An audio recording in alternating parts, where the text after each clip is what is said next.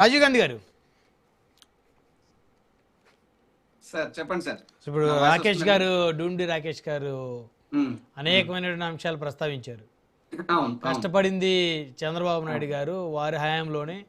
So తొలుత విమానయాన శాఖ మంత్రిగా ఉన్నటువంటి అశోక్ గజపతిరాజు గారు చెప్పండి. వన్ బై వన్ వస్తాను. ఒకటి ముందుగా మేము విమానాశ్రయం రావడానికి వైఎస్ఆర్ కాంగ్రెస్ పార్టీ స్వాగతించట్లేదు, జీర్ణించుకోలేకపోతున్నారు, ఇవన్నీ మాట్లాడారు కదా. అది ఆయన రాజకీయ ఉద్దేశంతో మాట్లాడితే మాట్లాడొచ్చు. ఈ ప్రాంత వాసులుగా గానీ వైఎస్ఆర్ కాంగ్రెస్ పార్టీగా గానీ మేము ఖచ్చితంగా భోగాపురం ఎయిర్పోర్ట్ రావడానికి స్వాగతిస్తున్నాం. దాన్ని ప్రధానమంత్రి గారి చేతుల మీదుగా ప్రారంభించడానికి కూడా మేము హర్షిస్తున్నాం, అందులో అనుమానం ఏం లేదు. కాకపోతే దాన్ని కూడా రాజకీయంగా ప్రచార యావ కొద్దీ వాడుకుంటూ అంతా నేనే ఆహో ఓహో అని హంగు ఆర్భాటం హడావిడి ప్రచారం ఎక్కువైపోతుంటే, బాబు మీరు కాదయ్యా చేసింది ఈయన, చేసినోడు బాగానే ఉన్నాడు, చేయలేని మాత్రం గొప్పలు తెప్పలు ఎక్కువ చెప్పుకుంటున్నారు, డబ్బులు ఎక్కువ కొట్టుకుంటున్నారు, తగ్గించండి అని చెప్పి తోటి రాజకీయ పార్టీగా ఎటో పలికని చెప్తే మేమే భోగాపురం ఎయిర్పోర్ట్ కి ఇప్పుడు ప్రారంభాన్ని మేమే వ్యతిరేకించట్లేదు. రెండు డూండి రాకేష్ గారు ఇందాక మాట్లాడుతూ కొన్ని డీటెయిల్స్ విత్ డేట్స్ చెప్పారు. జనరల్ గా సరే వారు అధికారులు ఉన్నారు, వారికి అత్యంత ఇన్ఫర్మేషన్ ఉంటుంది, అథెంటికేషన్ ఉంటుంది, వారు ఏదైనా చెప్తే నిజం అవ్వచ్చు, ఉద్దేశపూర్వకంగా అబద్ధం అన్న చెప్పొచ్చు. బట్ ఏదైనప్పటికీ నేను ఒకటే అడుగుతున్నా, మీరు అన్ని డేట్లు చెప్పారు కదా, భోగాపురం ఎయిర్పోర్ట్ ఎవరు కడుతున్నారు? జిఎంఆర్ వాళ్ళు కడతారు. ప్రభుత్వం తాలూకా పార్టీ ఏంటి? ల్యాండ్ క్లియరెన్స్ చేసి జిఎంఆర్కి ఇవ్వడం, జిఎంఆర్ ల్యాండ్ కొదవ పెట్టుకుని డబ్బులు తెచ్చి కట్టడం. నేను పండితులకైనా పామర్లకైనా అర్థమయ్యే చాలా చక్కనైన సింపుల్ భాషలో అడుగుతున్నా. అయినప్పుడు అసలు మీ తాలూకా ఎయిర్పోర్ట్ డెవలప్మెంట్ కార్పొరేషన్ కి జిఎంఆర్ సంస్థకి ఎయిర్పోర్ట్ కట్టడానికి ఒక అగ్రిమెంట్ అవుతుంది. ఆ అగ్రిమెంట్ ఏ డేట్ నేను చెప్పమనండి సార్. నేను అన్ని డేట్లు అక్కర్లా, మరి అంతా రెడీ చేసి ఇస్తేనే కదా తీసుకున్నారు. ఆ డేటు నేను అయిన తర్వాత చెప్పాలండి. బట్ నేను చెప్తాను, ఆ డేటు 2020 జూన్ 12న, అంటే 2020 జూన్ 12న ఎయిర్పోర్ట్ డెవలప్మెంట్ కార్పొరేషన్ జిఎంఆర్ సంస్థకి అధికారికంగా అగ్రిమెంట్ అయింది. మాట్లాడుతూ అప్పట్లో ఆయన ఎవరు వారి తాలూకా ఇప్పుడు గవర్నర్ గా ఉన్నటువంటి అశోక్ గజపతిరాజు గారు ఉన్నారు, ఇచ్చారు. బట్ నా దగ్గర ఉన్నటువంటి ఇన్ఫర్మేషన్ ప్రకారం కావాలంటే ఇప్పుడు ఆయన ఏదో అన్నారు కదా, భోగాపురం ఎయిర్పోర్ట్ రాజకీయం తీసుకొచ్చి రిబేట్ పెడదాం అని తప్పలేదు. ఆయన దగ్గర ఉన్న కాగితాలు ఆయన పట్టరమని, నా దగ్గర ఉన్న కాగితాలు నేను పట్టుకొస్తాను, మీరు రండి అక్కడే మాట్లాడుకుందాం, దాంట్లో అభ్యంతరం లేదు, భయం అంతకన్నా ఏం లేదు.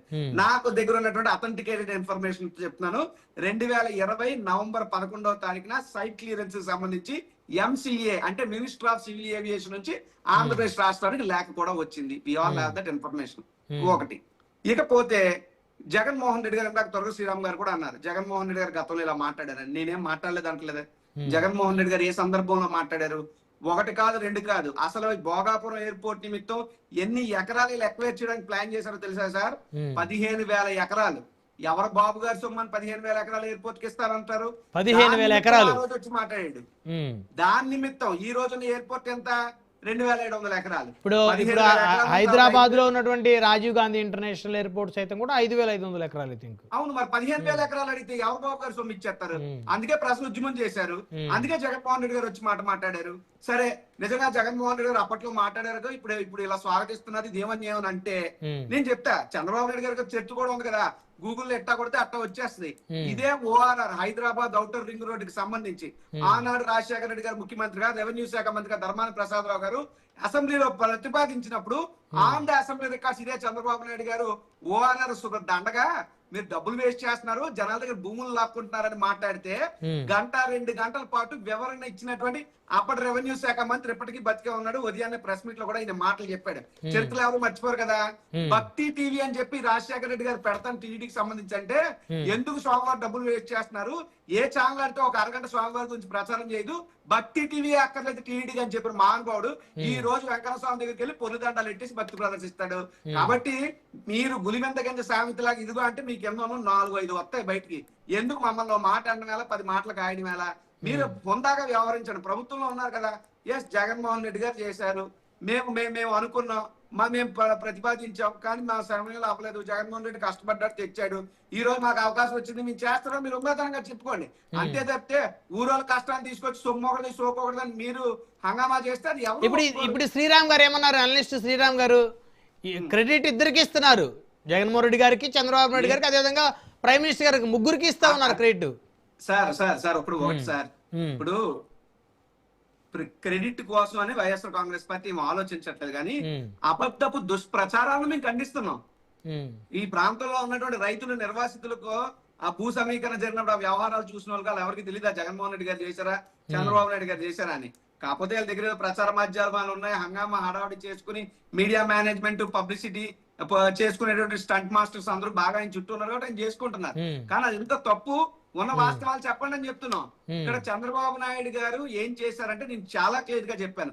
ఒక్క రక్షణ శాఖ అనుమతులు, ఇందాక నా రికార్డు మీరు కావాలంటే చూడండి, నేను ఏదైతే 2015 అని చెప్పారో అదే 2015 సంవత్సరం డూండి రాకేష్ గారు కూడా ప్రస్తావించారు. 2015లో రక్షణ శాఖ అనుమతి తప్పితే ఎక్సెప్ట్ దట్ ఏమీ చేయలేదు.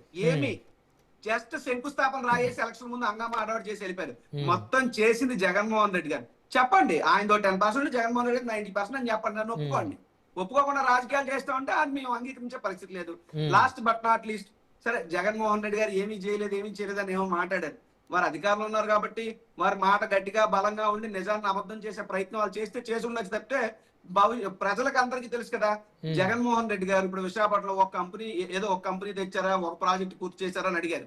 విశాఖపట్నం టీసీఎస్ జగన్మోహన్ రెడ్డి గారు, ఇన్ఫోసిస్ జగన్మోహన్ రెడ్డి గారు, యోకోహామా టైర్స్ అంటే జగన్మోహన్ రెడ్డి గారు, ఇన్ఆర్బిట్ మాల్ అంటే జగన్మోహన్ రెడ్డి గారు, ఎన్ఐడి ఫ్లైఓవర్ అంటే జగన్మోహన్ రెడ్డి గారు, సి హ్యారియర్ మ్యూజియం అంటే జగన్మోహన్ రెడ్డి గారు, విశాఖపట్నం జంక్షన్ సుందరీకరణ అంటే జగన్మోహన్ రెడ్డి గారు, బస్ స్టాప్ అభివృద్ధి అంటే Jaganmohan Reddy garu, Jagadamba junction clock tower centre అంటే జగన్మోహన్ రెడ్డి గారు. ఇలా చెప్పుకుంటూ పోతే Paderu medical college Jaganmohan Reddy garu, Narsipatnam medical college Jaganmohan Reddy garu, Uddanam kidney research centre hospital Jaganmohan Reddy garu, Uddanam water purification project Jaganmohan Reddy garu. ఇలా నేను చెప్పడం మొదలెడితే తెలుగుదేశం పార్టీ వాళ్ళు చెవులు కర్ణ పేర్లు పగిలిపోతాయి. జగన్మోహన్ రెడ్డి గారు చేసిన అద్భుతాలు చెప్తే ఇప్పుడు వాళ్ళు కూడా హైదరాబాద్ దగ్గర నుంచి, హైటెక్ సిటీ దగ్గర నుంచి, సైబర్ టవర్ దగ్గర నుంచి వాళ్ళు చెప్తారు, చాలా చెప్తారు. అదే సార్ ఇప్పుడు ఒకటే లెక్కేసుకుందాం. అమరావతి దగ్గర నుంచి, హైకోర్టు దగ్గర నుంచి, సెక్రటేరియట్ దగ్గర నుంచి వాళ్ళు చెప్తారు. మీరు వాళ్ళేం చెప్తారు చెప్పుకోనండి. వాస్తవం చరిత్ర అనేది ఒకటి ఉంటుంది కదా. ఇద్దరు చేశారులేండి. చంద్రబాబు నాయుడు గారికి అవకాశం ఉన్నంత వారు చేశారు, జగన్మోహన్ రెడ్డి గారు కూడా వారి డ్యూటీ వారు చేశారు. ఇప్పుడు నేనేమి చంద్రబాబు నాయుడు ఇక్కడ ఏం చేయలేదు అని అనలా. ఎవరన్నారు? గతంలో కేసీఆర్ గారు అన్నారు. మాట్లాడితే హైదరాబాద్ సృష్టికర్త నేనని చెప్పుకున్నాడు ఎవరు లేడు, మహానుభావుడు. హైదరాబాద్ ప్రపంచ పట్టణంలో చెప్పిన మహానుభావుడు ఎవరు లేరు. హైదరాబాద్ ముందు చంద్రబాబు నాయుడు ముందు ముఖ్యమంత్రులు రాలేదా, తర్వాత ముఖ్యమంత్రులు ఉండలేదా? నువ్వు చెప్పుకో, నేను కొంత చేశానని చెప్పు, అంతే తప్ప చంద్రబాబు నాయుడు గారి ప్రచారం ఎలా ఉందంటే, గతంలో మొన్న ఇప్పుడు వీడియో చూశాను. ఈ దేశంలో ఉన్నట్ట మహాత్మా గాంధీ గారు, అబ్దుల్ కలాం గారు, నేను ఆయన కల్పించుకున్నాడు వాళ్ళతో పాటు. అంటే ఎంత ప్రచారం అయ్యావా? అది ఆ వీడియో మీరు చూసారా లేదా? నేను పంపిస్తాను, చూడండి, ప్లే చేయండి. The biggest joke of the decade అది.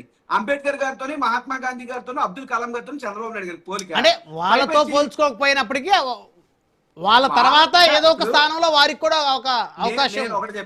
నేను ఒకటి చెప్తాను. ఎస్, ఆయన అత్యధిక కాలం ముఖ్యమంత్రిగా పనిచేసిన వ్యక్తిగా, సీనియర్ రాజకీయ నాయకుడిగా ఇప్పుడు మా బోటోళ్ళు ఖచ్చితంగా ఆయన గౌరవిస్తాం. అంతే తప్ప ఇప్పుడు నేను తీసుకొచ్చి మా నాన్న కూడా చంద్రబాబు నాయుడు లాగా అంటే ఊరుకోటారు తెలుగుదేశం వాళ్ళు, పక్క నవ్వుతారు. అలాగే ఇప్పుడు చంద్రబాబు నాయుడు గారు ఆయన గొప్ప అని చెప్పి ఇప్పుడు డూండి రాకేష్ గారు ఎవరన్నా పొగిడితే, ఇప్పుడు నేను ఉన్నాను జగన్మోహన్ రెడ్డి గారిలో నేను అభినవ్ అంబేద్కర్ గారిని చూశాను, అభినవ్ జ్యోతిరావు పూలేని చూశాను, నేను పొగడొచ్చు మా నాయకుడు కాబట్టి. డూండి రాకేష్ గారు కూడా పొగడొచ్చు చంద్రబాబు. అంటే ఏంటి ఇప్పుడు మీరు పొగట్టలేదా జగన్మోహన్ రెడ్డి గారు నేను పొగడొచ్చు అంటే? అది కాదనేగా మీ ఉద్దేశం? కాదండి, మీరు మరీ వక్రీకరించే ప్రయత్నం చేస్తారు. ఇప్పుడు నేను జగన్ గారిని పొగడొచ్చు, డూండి రాకేష్ గారు చంద్రబాబు చంద్రబాబు గారు ఆయన పొగడుకుంటున్నారు. ఇక్కడ అది సమస్య. ఒక మహాత్మా గాంధీ గారు, ఒక అబ్దుల్ కలాం గారు, నేను, మేమంతా కలిసి ఇలా పైకి వచ్చామాట. ఏమండి బాబు, వీడియో పంపిస్తాను, చూసి తరించండి, ప్రజలకు చూపించండి. అది ఏ వీడియోనో లేకపోతే నార్మల్ గా మీరు తయారు చేస్తున్నారు కదా? ఓకే, మీరు పంపించండి, చూస్తాను. ఏమైనా కాదు, ఇప్పుడు అన్ని ఏ వీడియోలు, ఏ ఫోటోలు వచ్చేసి ఏది నిజం ఏది అబద్ధం ఎవరికి అర్థం తెలుసా? నిజంగా అలాంటి ఏ డీప్ ఫేక్ వీడియో పెట్టుకున్నామే, కేసు పెట్టుకున్నప్పుడు నాకు తెలిసినంత మటుకు అది ఏ వీడియో కాదు. చంద్రబాబు నాయుడు గారు ఫ్లోలో జనరల్ గా టెలిఫోన్ నేనే కనిపెట్టాను, లేకపోతే ఐటీ మొత్తం నేనే తెచ్చిస్తాను, లేదంటే ఆయన ఎవరు సత్యానాథలకు నేనే కంప్యూటర్ నేర్పించాను, పివి సింధుకి నేనే షెడ్యూల్ అడిచాను, ఇలాంటి మాటలు ఫ్లోలో వస్తూ ఉంటాయి చూడండి. అలాగా ఒక అంబేద్కర్ గారు, ఒక మహాత్మా గాంధీ గారు, ఒక అబ్దుల్ కలాం గారు, నేను అని కల్పిస్తాడు ఆయన. అలాగా. ఓకే అండి, ఓకే. రాకేష్ గారు విన్నారుగా సార్, నేనేమంటానంటే ఇది జగన్మోహన్ రెడ్డి